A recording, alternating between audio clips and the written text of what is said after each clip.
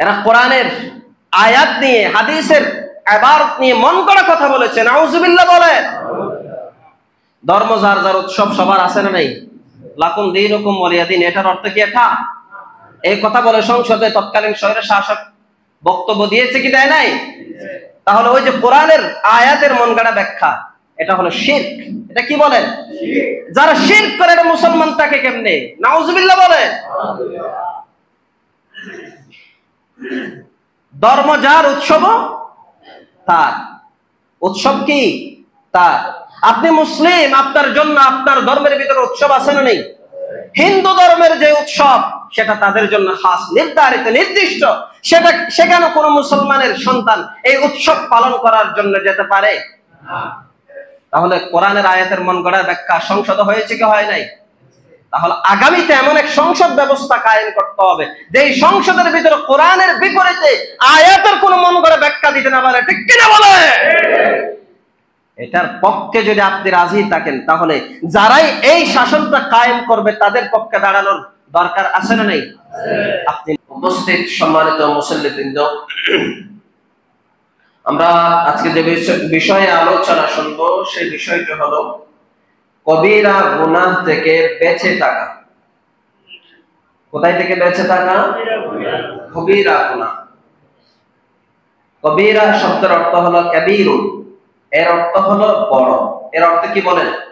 বড় গুনাহ, মানে যেটার চেয়ে আর কোনো বড় ধরনের গুনাহ নেই। এমন কয়েকটা গুনাহ সম্পর্কে আজকে আমাদের আলোচনা হবে।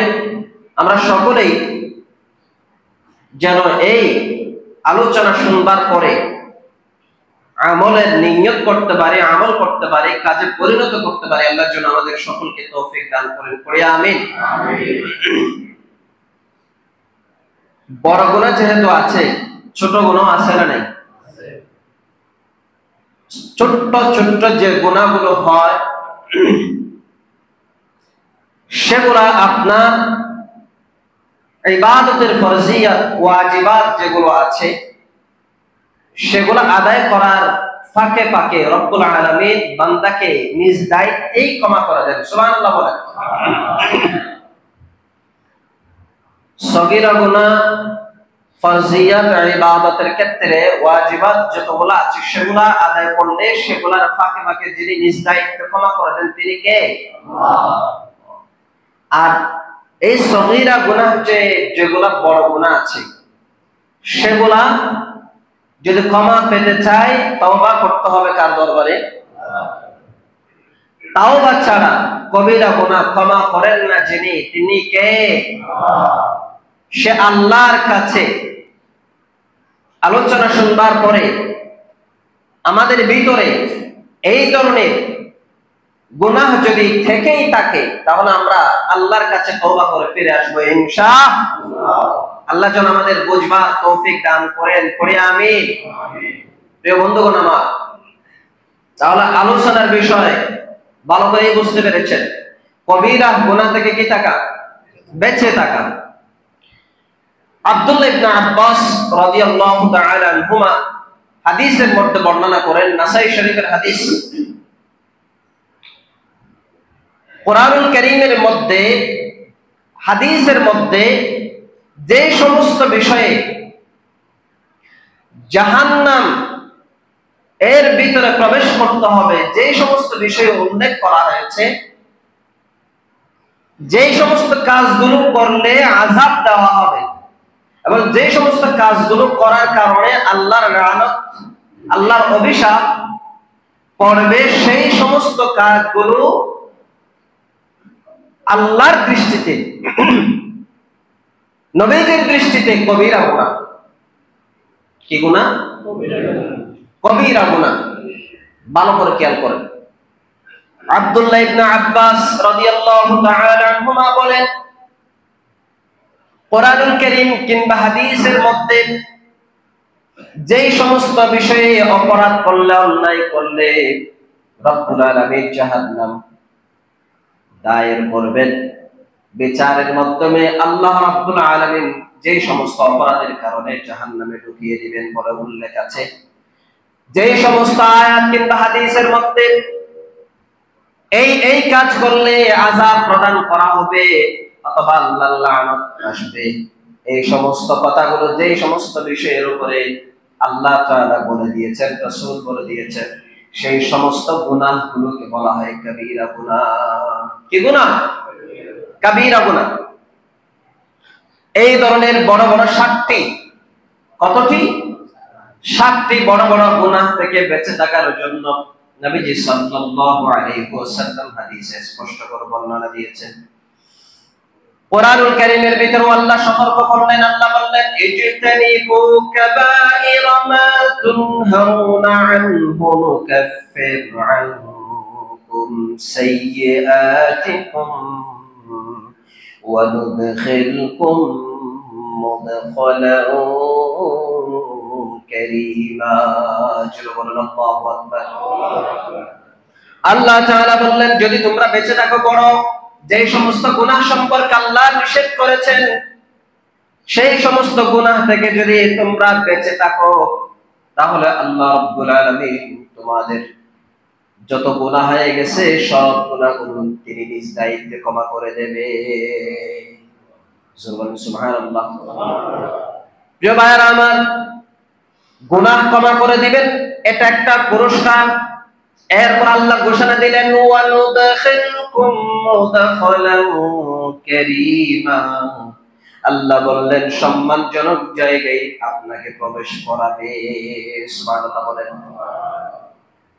তাহলে আল্লাহ যে সমস্ত গুনাহ থেকে, বড় বড় যে সমস্ত গুনাহ থেকে সতর্ক করেছেন, সেই সমস্ত গুনাহ থেকে যদি আপনি বেঁচে থাকেন, আপনার আমলনামায় যত গুনাহ যুক্ত হয়ে গেছে সব গুনাহ যিনি ক্ষমা করে দিতে পারেন তিনি কে? আর সম্মানজনক জায়গা তথা জান্নাতে যিনি ঢুকাবেন তিনি কে? প্রিয় ভাইরা আমার, হাদিসের মধ্যে স্পষ্ট বর্ণনা এসেছে, আবু হুরায়রা রাদিয়াল্লাহু তাআলা আনহু বলেন, ইজতানিবুস সাবআল মুবিকাত। قال يا رسول الله صلى الله عليه وسلم وما هن।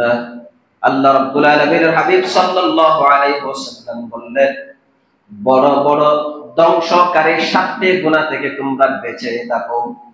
রাসূলকে জিজ্ঞেস করলেন সাহাবায়ে কেরামগণ, ক্বালু ইয়া রাসূলুল্লাহ, সেগুলা কি? ওমা হুন্না, সেগুলা কি? তখন আল্লাহ রাসূল বললেন, এক নাম্বার হলো আশরিকু বিল্লাহ, আল্লাহর সাথে শরীক করা। কার সাথে শরীক করা? অর্থাৎ শিরক করা। কি করা বলেন? শিরক করা। 2 নাম্বার ওয়াসসাহর, জাদুটোনা করা। আছে না এই সমাজে? 3 নাম্বার আল্লাহ রাসূল বললেন, ওয়া কাতলুন নাফসিল্লাতী হারামাল্লাহু ইল্লা বিল হক, শরীয়ত বৈধতা দেয় নাই এমন মানুষকে হত্যা করা, নিহত করা। 4 নাম্বার আল্লাহ রাব্বুল আলামিনের হাবিব সাল্লাল্লাহু আলাইহি ওয়াসাল্লাম বললেন, ওয়া আকলুর রিবা, সুদ খাওয়া সমাজ আছে না নাই? কথা আসতে বলে কেন? আর জোরে বলেন, আছে না নাই? প্রিয় ভাইরা আমার, এরপর আল্লাহ রাসূল বললেন, ওয়া আকলু মালিল ইয়াতীম, সমাজে এতিম সন্তান আছে না নাই? বাবার রেখে যাওয়া সম্পদ আছে না নাই? চাচা কিংবা ভাই ব্রাদার, পাড়া প্রতিবেশী এমন কিছু মানুষ আছে যারা এই এতিমের সম্পদগুলোর দিকে চোখ দেয়, নজর দেয়, আর এতিমদের সুযোগ বুঝে এই সম্পদগুলো তারা নিজেরাই দখল করে বক্ষণ করছে। আছে না নাই? প্রিয় ভাইরা আমার, এরপর আল্লাহ রাসূল বললেন, ওয়াতাওয়াল্লি ইয়াউমাজ যাহফি, জিহাদের মাঠ থেকে পৃষ্ঠ প্রদর্শন করে পলায়ন করা, জিহাদের মাঠে যুদ্ধ করতে গেছে। আব্দুল্লাহ ইবনে উবাইর কিছু উত্তরসূরি আছে যারা জিহাদের মাঠ থেকে চলে আসে, আমার স্ত্রী আছে, সন্তান আছে, বউ বেটি আছে, সব চিন্তা ভাবনা করে, জায়গা জমি আছে, বাড়ি গাড়ি আছে, সব চিন্তা করে জিহাদের মাঠ থেকে পলায়ন করে এমন লোক আছে না নাই? একটা বড় ধরনের কবিরা গুনাহ।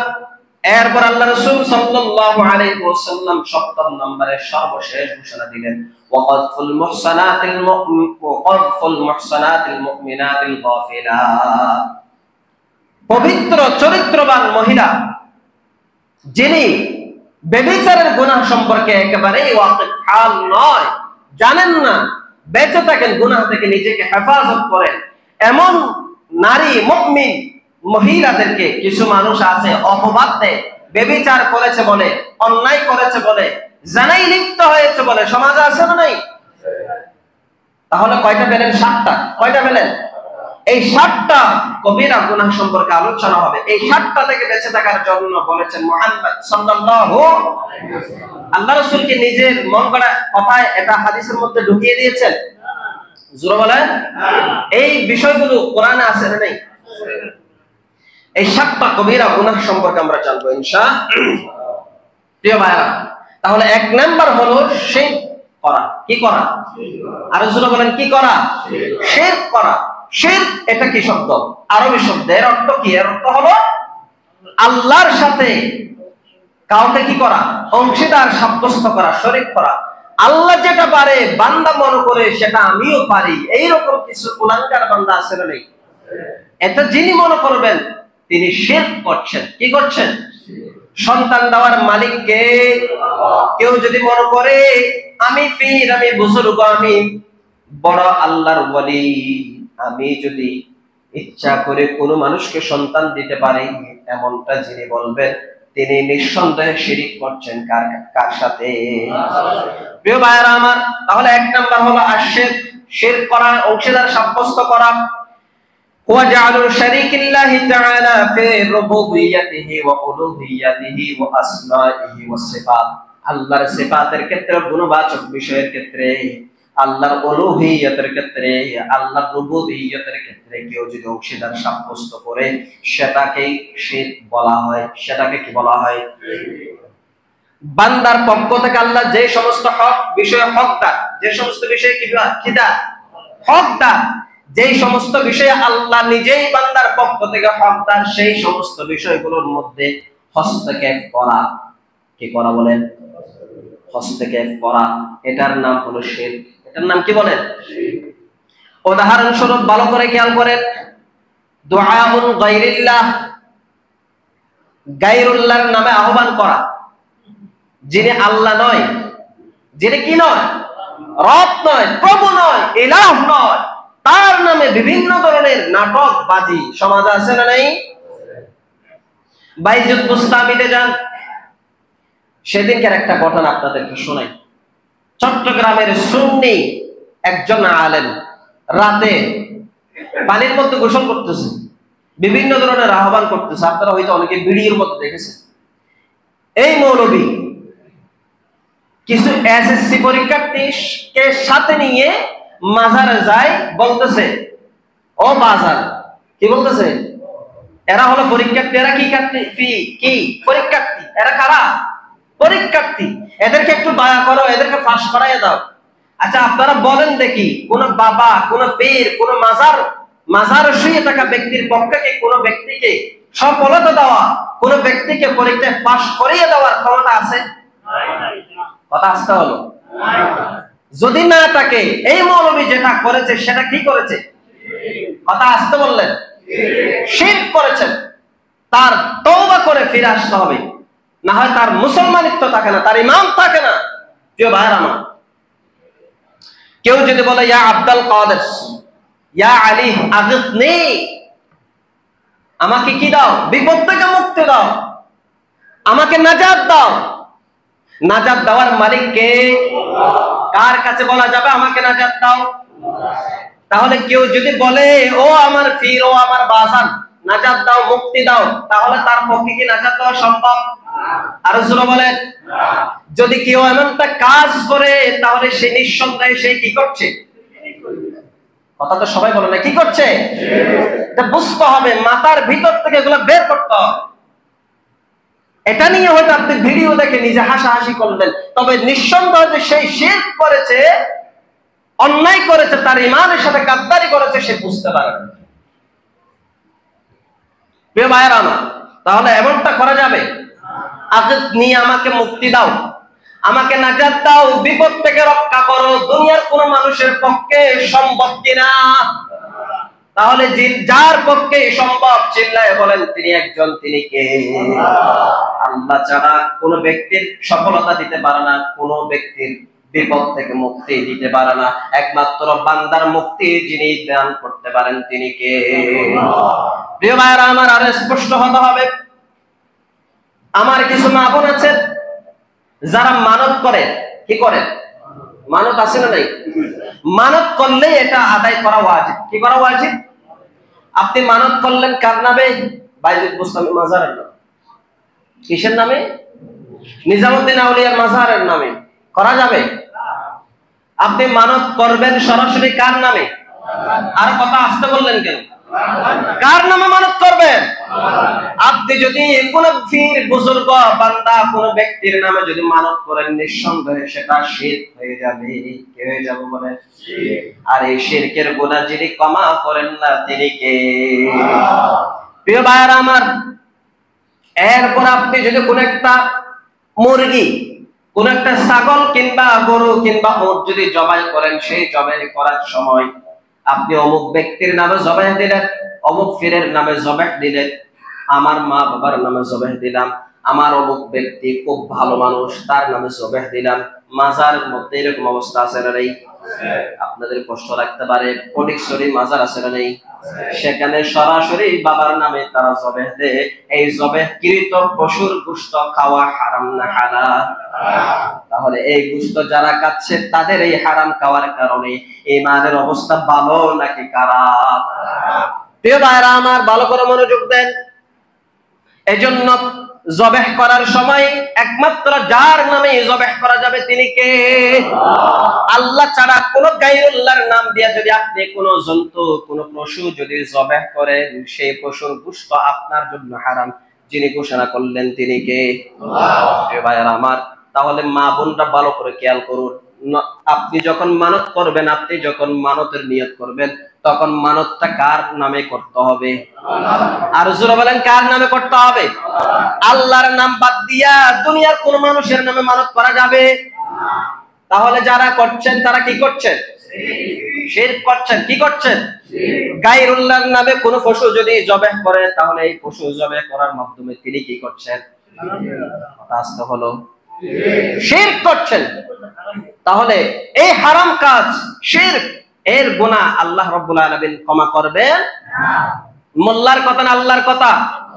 রব্বুল আলামিন কোরআনুল কারীমের মধ্যে স্পষ্ট করে জানিয়ে দেন এভাবে, ইন্নাল্লাহা লা ইয়াগফিরু আন ইউশরাকা বিহি ওয়া ইয়াগফিরু মা দুনা যালিকা লিমান ইয়াশা।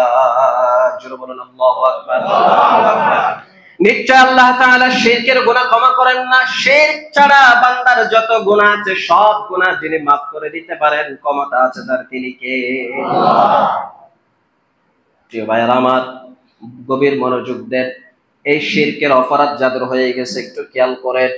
আপনি হয়তো চিন্তা করলেন সামান্য একটা মুরগি জবাই করলাম, যিনি দোকানদার তিনি জবাই করে দিচ্ছে, বিসমিল্লাহ পড়লো কি পড়লো না সেটার কোনো খোঁজ খবর আছে না? নাই। আছে কিনা বলেন? কোনো খোঁজ খবর নাই।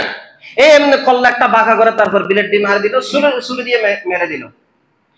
সে কি বিসমিল্লাহ পড়লো না পড়লো না সেটার কোনো কি আছে? গুরুত্ব আছে? তাহলে জবাহ করার সময় নাম নিতে হবে কার? আরো জোরে বলেন, কার?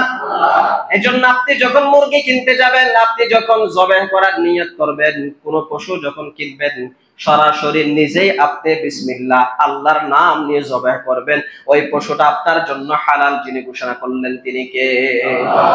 প্রিয় ভাইরা আমার, ভালো করে মনোযোগ দেন। আল খাউফ ওয়ার রাজা, আল্লাহ ছাড়া কারো কাছে আশা করা যাবে কিনা বলেন? আপনার কোনো কিছু পাওয়ার ইচ্ছা আছে, কামনা আছে, বাসনা আছে, আপনি চাইবেন কার কাছে? যার কাছে, তিনি কে? আর জোরে বলেন, তিনি কে? আল খাউফ, আল্লাহ ছাড়া কাউকে ভয় করা যাবে না। যাবে কিনা বলেন? আপনার সামনে যদি কেউ তলোয়ার নিয়ে আসে, কেউ যদি অস্ত্র নিয়ে আসে, বলে আপনাকে গুলি করে দেব, তখন আপনি যদি গুলিকে ভয় করেন, তাহলে বুঝতে হবে আপনার ঈমানের পরিপূর্ণতা আসে নাই। এই জমিনে এমন এমন মানুষ দেখলাম যারা ফাঁসির মঞ্চে গিয়েছে, বিন্দু পরিমাণ তারা ইতস্তত বোধ করে নাই। জোরে বলেন আল্লাহু আকবার। এমন ঈমানের মজবুতি আপনাকে রাখতে হবে।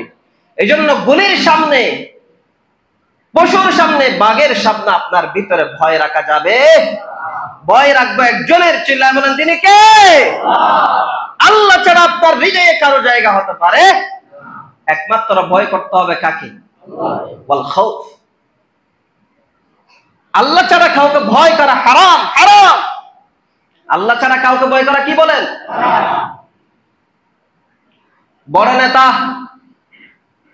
তার পক্ষে যদি কথা না বলি চাকরি চলে যাবে, তার পক্ষে যদি চাপাই যদি আমি না গাই তাহলে আমার অবস্থা ভালো থাকবে না, খারাপ হয়ে যাবে। এরকম ভয়ঙ্কর অবস্থা দেশে আছে না নেই? কথা আসতে হলো, আছে না নেই? এইরকম ভয়ঙ্কর অবস্থায় যদি আপনি নেতাকে ভয় করেন, আল্লাহর ভয় যদি দিল থেকে বের করে দেন, তাহলে আপনার ঈমানের পরিপূর্ণতা আসে নাই, এটাই মনে করতে হবে। তাহলে ওই ব্যক্তির সামনে থেকে, ওই নেতার সামনে থেকে আপনাকে শক্তি দিয়া যিনি বাঁচানোর ক্ষমতা রাখেন তিনি কে? ওই ব্যক্তির নয়, আল্লাহর ভয় করেন। কার ভয় করেন?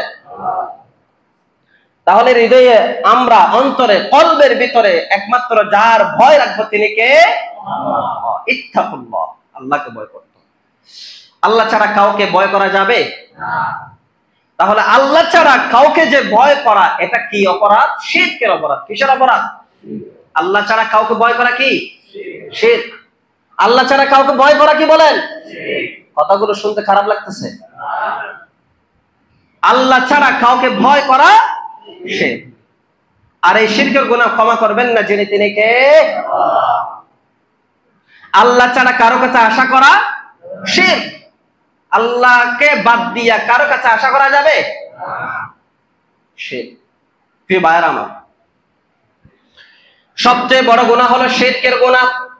এক লোক আসলেন, রাসূলকে জিজ্ঞাসা করলেন, ইয়া রাসূলুল্লাহ সাল্লাল্লাহু আইয়ুদ যামবি আকবারু ইনদাল্লাহ, আল্লাহর কাছে সবচেয়ে বড় গুনাহ কি? তখন আল্লাহ রাসূল সাল্লাল্লাহু আলাইহি ওয়াসাল্লাম বললেন, আনতা দুআ লিল্লাহি নিদ্দান ওয়া হুয়া খালাকাকা, তোমাকে যিনি সৃষ্টি করলেন তাকে বাদ দিয়ে অন্য কাউকে আহ্বান করা। নাউজুবিল্লাহ বলেন। আমাদের সৃষ্টিকর্তা কে? খালিকুস সামাওয়াতি ওয়াল আরদ, আসমান জমিনের সৃষ্টিকর্তা যিনি, আপনারও সৃষ্টিকর্তা তিনি। তিনি কে?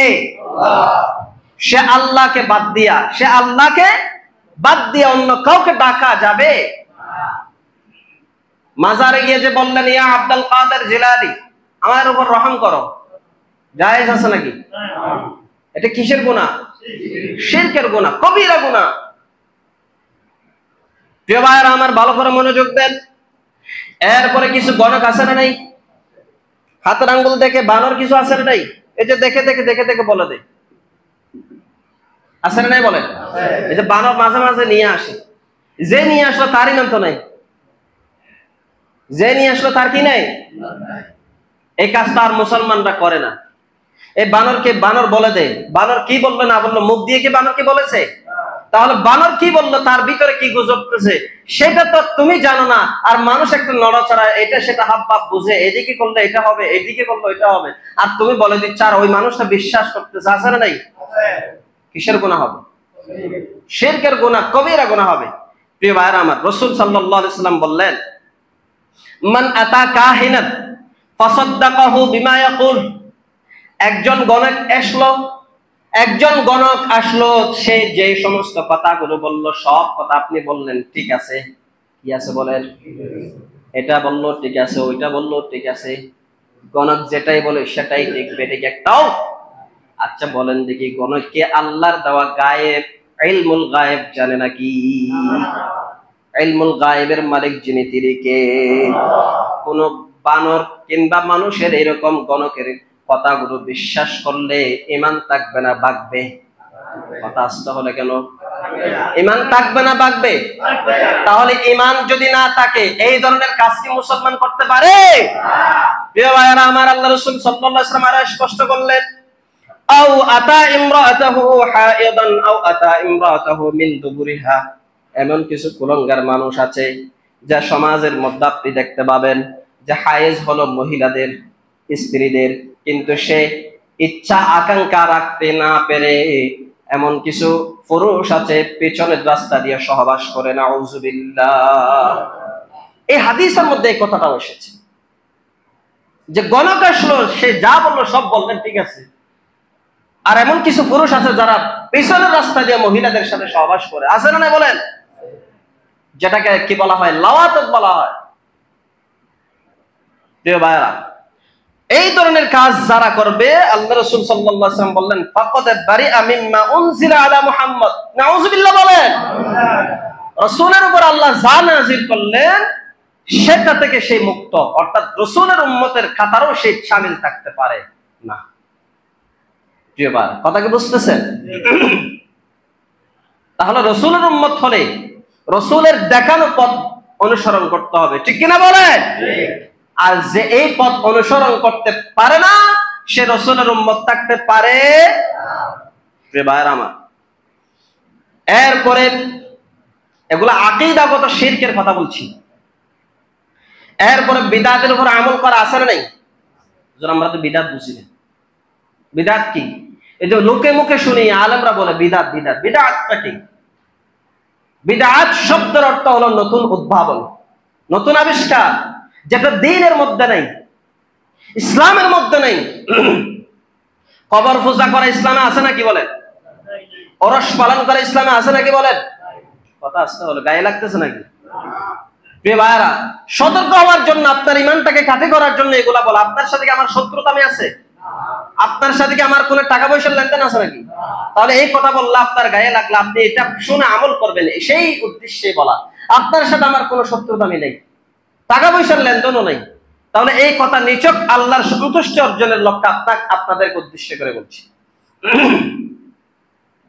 তাহলে ভালো করে বোঝেন, বিদআত হলো কি? ইবাদতের মধ্যে নতুন কিছু সৃষ্টি করা, নতুন আবিষ্কার করা। ইবাদত আপনি যেই সমস্ত বিষয়ে করবেন সব বিষয় কোরআনের ভিতরে আছে না নেই? তাহলে আপনার পক্ষ থেকে নতুন করে সৃষ্টি করার কোনো প্রয়োজন আছে? জোরে বলেন আছে? তাহলে আপনি যদি নতুন একটা ইবাদত নিজে নিজে করেন তাহলে সেটা হলো বিদআত। সেটা কি বলেন? প্রিয় ভাইরা আমার, আল্লাহ রাসূল সাল্লাল্লাহু আলাইহি ওয়াসাল্লাম বর্ণনা দিলেন, লা'নাল্লাহুল ইয়াহুদা ওয়ান নাসারা ইত্তাখাযু কুবুর আনবিয়াইহিম মাসাজিদা। যে সমস্ত ইহুদি আছে, খ্রিস্টান আছে, তাদের উপর অভিশাপ যারা তাদের নবীদের কবরগুলোকে মসজিদ বানিয়ে দিয়েছে। নাউজুবিল্লাহ বলেন। মাঝখানে খবর, উপরে সানি, চার পাশে আপনার দেওয়া আছে না নাই? এরপরে চার পাশে আবার পড়তেছে নামাজ। কি পড়তেছে? আর এটা খবর, এটা মসজিদ না। যারা এইরকম মসজিদ বানাবে কবরগুলোকে, নিঃসন্দেহে তারা শিরকের গুনাহে লিপ্ত, ঠিক কিনা বলেন? মোল্লার কথা না আল্লাহর কথা। সতর্ক হওয়ার প্রয়োজন আছে না নেই? বানোয়াট কথা নয়। বুখারী শরীফের 1330 নম্বর হাদিস।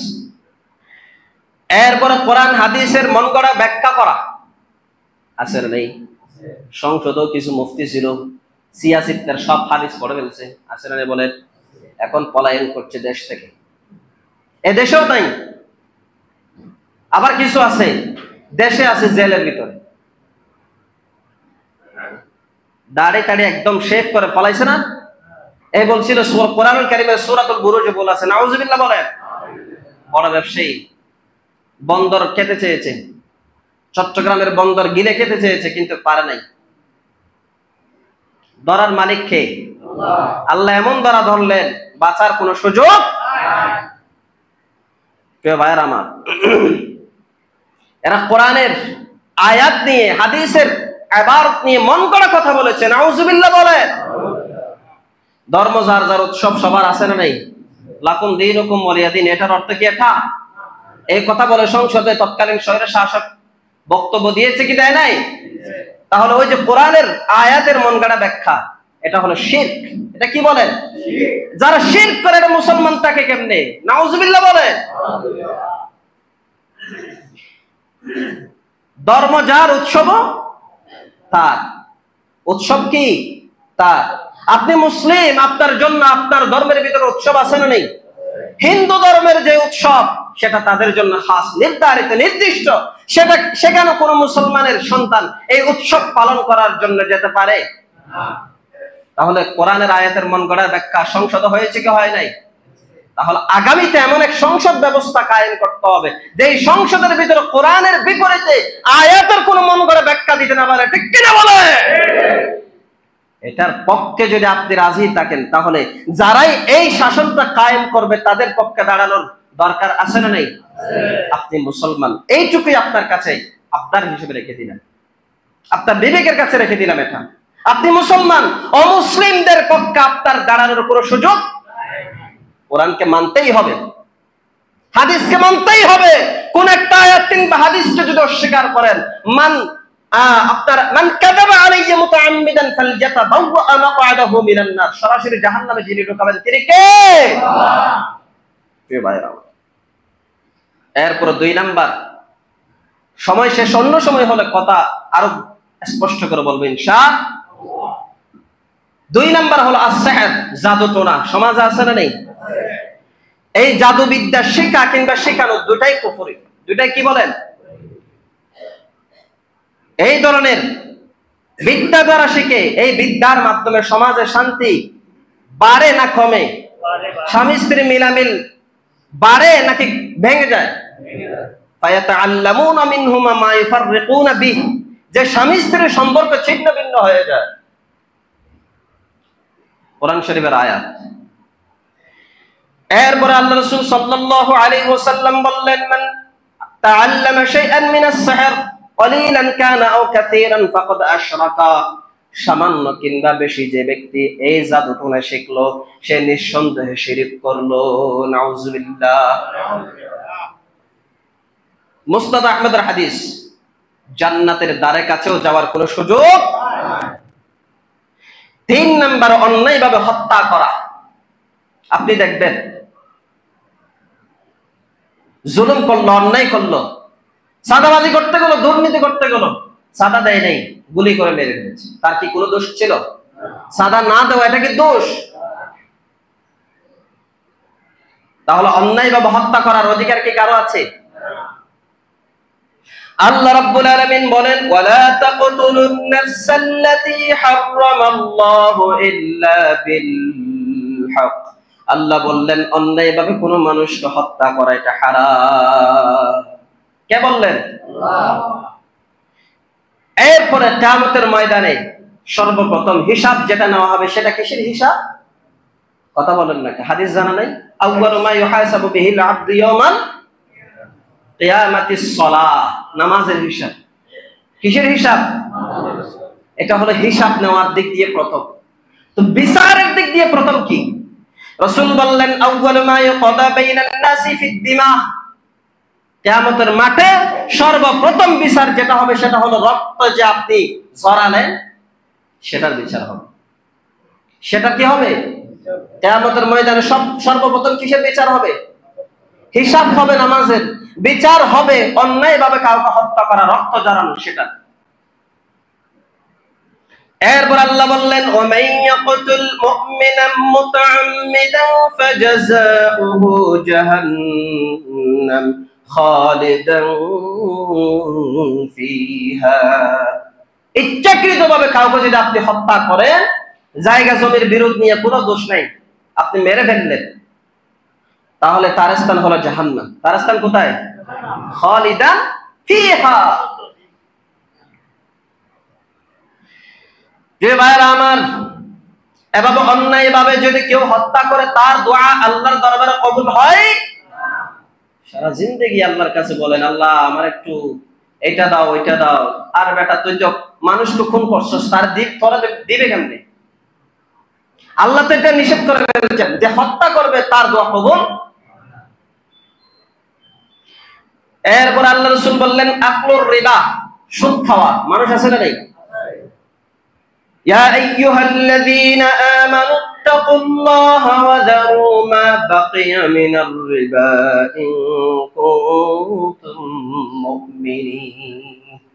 ঈমানদারগণ, আল্লাহকে ভয় করো আর সুদ থেকে বেঁচে থাকো যদি ঈমানদার, যদি মুমিন হও।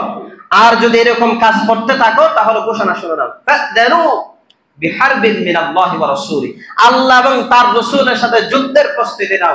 আচ্ছা, আমরা যদি আল্লাহ এবং তার রাসূলের সাথে যুদ্ধ করি আমরা কি জিততে পারবো? তাহলে এই সুদের কাজ যারা করবে তারা সরাসরি আল্লাহর পক্ষ থেকে যুদ্ধের ঘোষণা আল্লাহ নিজেই দিয়ে দিলেন, তাহলে পরাজিত হওয়া ছাড়া কোনো উপায়। এজন্য সতর্ক হওয়ার দরকার আছে না? বলেন। রাসূল বললেন আর রিবা 70 হুরবান আইসারুহা আইয়ানকিহার রাজুল উম্মাহ। রাসূল বললেন সুদের গুনাহ হলো 70টা। কয়টা? সবচেয়ে বেশি নিম্ন মানের যে গুনাহ সেটা হলো মায়ের সাথে ব্যভিচার করা। নাউজুবিল্লাহ বলেন। আমরা কেউ কি চাই আমাদের মায়েদের সাথে ব্যভিচার করতে? আমরা কেউ কি চাই? তাহলে আপনি সুদের ব্যবসা কেমনে করেন? সেটা তো মায়ের সাথে গুনাহ করা, মায়ের সাথে ব্যভিচার করার সমান।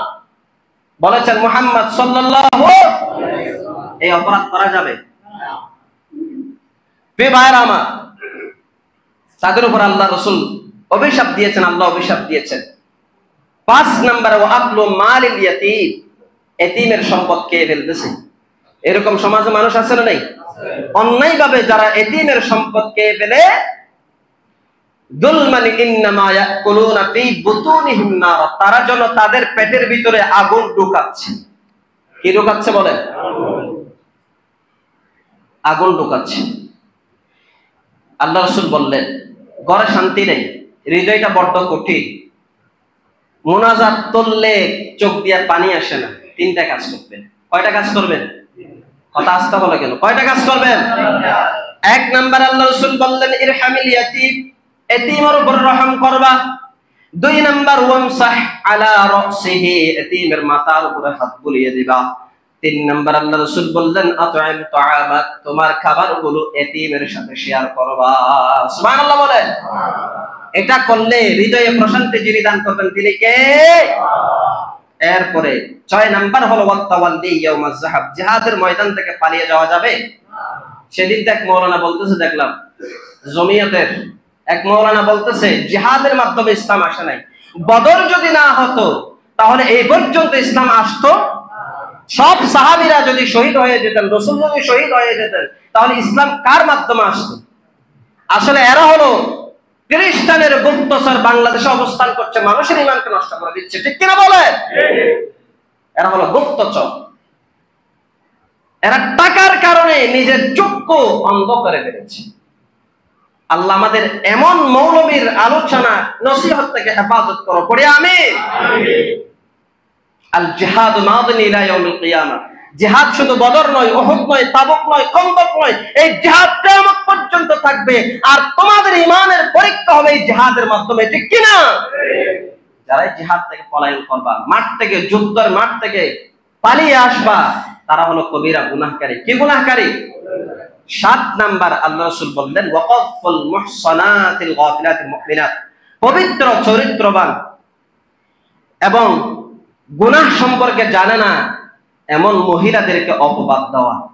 বাংলাদেশের মধ্যে আপনি দেখবেন কিছু লোক আছে, পুরুষ আছে, হিন্দু পরিবারের ভিতরে রাতের অন্ধকারে ঢুকে হিন্দু মহিলাকে দর্শন করছে। নাউজুবিল্লাহ বলেন। এই ধরনের অপরাধ কি বাংলাদেশে না বাহিরে? ছোট্ট আসিয়া বয়স কি বেশি হয়ে গেছে? এখনো তার বিচার হয়নি। দর্শন করে দুনিয়া থেকে বিদায় করে দিয়েছে। তাহলে এই মুমিন নারীদের ব্যাপারে যারাই অপবাদ দেয়, তাদের এই অপরাধের শাস্তি জাহান্নাম ছাড়া কোনো স্থান। কতফুন বলা হয় এমন সতী সাধবী নারীদেরকে যারা অপবাদ দেয়। অমুকের ঘরে দেখলাম অমুক মহিলা অমুক পুরুষের সাথে কথা বলতেছে, মনে হয় তাদের ভিতরে কি যেন আছে। আসলে নেই এমন ধারণা কি করা যাবে? এইরকম ধারণা করা কবিরা গুনাহ। ইয়াকুম ওয়াজ্জন, ধারণা থেকে বেঁচে থাকুন। ইন্না আকযাবুল হাদিস, এটা সবচেয়ে বড় কবিরা। আল্লাহ বললেন ওয়াল্লাযীনা ইয়ারমুনাল মুহসানাতি সুম্মা লাম ইয়াতু বিআরবা'তি শুহাদা'a ফাজলিদুহুম 80 জালদা। তাদের শাস্তি কি? এমন অপবাদ যারা দেয় তাদের শাস্তি হলো, যারাই এরকম অপবাদ দিবে সেই সমস্ত পুরুষদের পক্ষে কোনো সাক্ষী গ্রহণ করা হবে না। 80 খুতবা, 80টা বেত্রাঘাত করে তাকে শাস্তি প্রদান করতে হবে। কার কথা? সূরা নূরের 24 নম্বর সূরা 4 নম্বর আয়াত।